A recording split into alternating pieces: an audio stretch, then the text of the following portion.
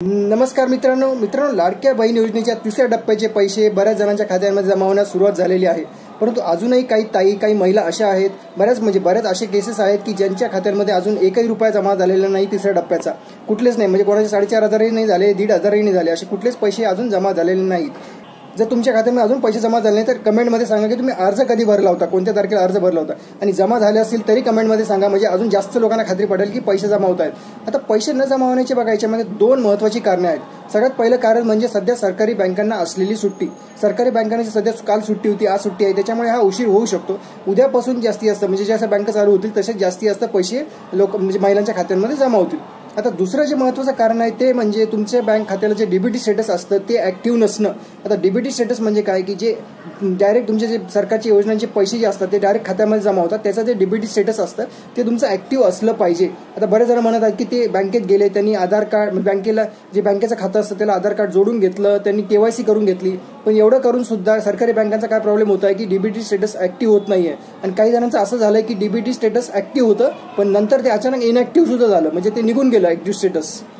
त्याच्यामुळे सुद्धा हा तिसऱ्या टप्प्याचा प्रॉब्लेम होऊ शकतो. तुमचे पैसे जमा होणार नाही जर डीबीटी स्टेटस ॲक्टिव्ह नसेल तर. तुम्ही सगळ्यात पहिले स्वतः ते चेक करा की डीबीटी स्टेटस ॲक्टिव्ह आहे का, आणि घर बसल्या ते तुम्ही चेक करू शकता. ते कसं चेक करायचं आपण या व्हिडिओमध्ये बघणार आहोत. तेच पहिले चेक करून घ्या, आणि नसेल तर बँकेकडे जाऊन ते चेक म्हणजे तुम्ही ॲक्टिव्ह करून घ्या, तरच तुमचे तिसऱ्या टप्प्याचे पैसे जमा होतील. आता ते कसं चेक करायचं हे आपण बघूयात. त्यासाठी तुम्हाला सगळ्यात पहिले आधारच्या वेबसाईट जी असते, आधारची वेबसाईट आहे, त्या वेबसाईटला जाऊन तुम्हाला ते चेक करावं लागेल. बघण्यासाठी तुम्हाला तुमच्या मोबाईलमध्ये काय करायचं आहे, तुम्हाला एक वेबसाईट ओपन करायची आहे. ते वेबसाईटचं काय, जी वेबसाईट आहे ती आहे myaadhar.uida.government.in. myaadhar.uida.government.in. तुम्ही हे बघू शकता, इथे वेबसाईटचं ते आहे myaadhar.uida.government.in. ही वेबसाईट तुम्हाला व्हिडिओच्या डिस्क्रिप्शन मध्ये पण भेटून जाईल. आता या वेबसाईटवर आल्यानंतर तुम्हाला इथे लॉग इनचं ऑप्शन दिसेल, ते तुम्ही इथे बघू शकता. एक लॉग इनचं बटन आहे, त्या लॉग इनवर तुम्हाला क्लिक करायचं आहे. या लॉग इनवर क्लिक केल्यानंतर तुम्ही बघू शकता इथे आता तुम्हाला काय करायचं आहे. इथे आल्यानंतर तुम्हाला तुमचा आधार नंबर टाकायचा आहे. तर तुमचा आधार नंबर जो काही असेल तो तुम्हाला आता इथे टाकायचा आहे. आधार नंबर टाकल्यानंतर इथे तुम्हाला एंटर कॅप्चा, म्हणजे इथे जे कॅप्चाचं जे आलेलं आहे ते तुम्हाला टाकायचं. कॅप्चा म्हणजे इथे जे कॅरेक्टर्स तुमचे जे इथे जे लेटर आलेले आहेत ते तुम्हाला इथे टाकायचे आहेत. ते आपण टाकून घेऊयात.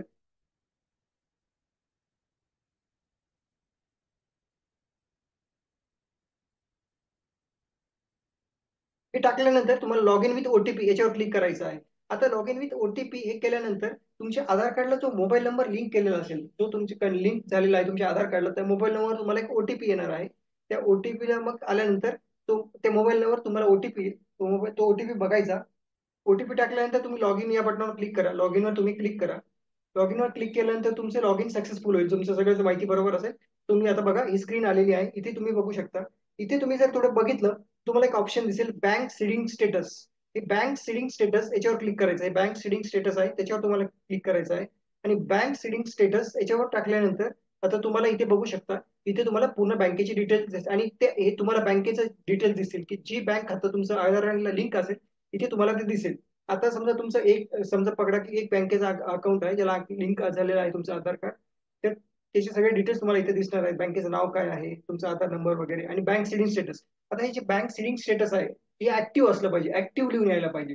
तरच समजायचं की तुमचं ते बँक खातं तुमच्या आधार कार्डला लिंक आहे. समजा तिथे जर ऍक्टिव्ह लिहिलेलं नसेल, इनऍक्टिव्ह असेल, समजा इनऍक्टिव्ह आहे, तर मग तुमचं बँक खातं हे आधार कार्डला लिंक नाही, म्हणजे कोणतंच तुमचं बँक खातं आधार कार्डला लिंक नाहीये.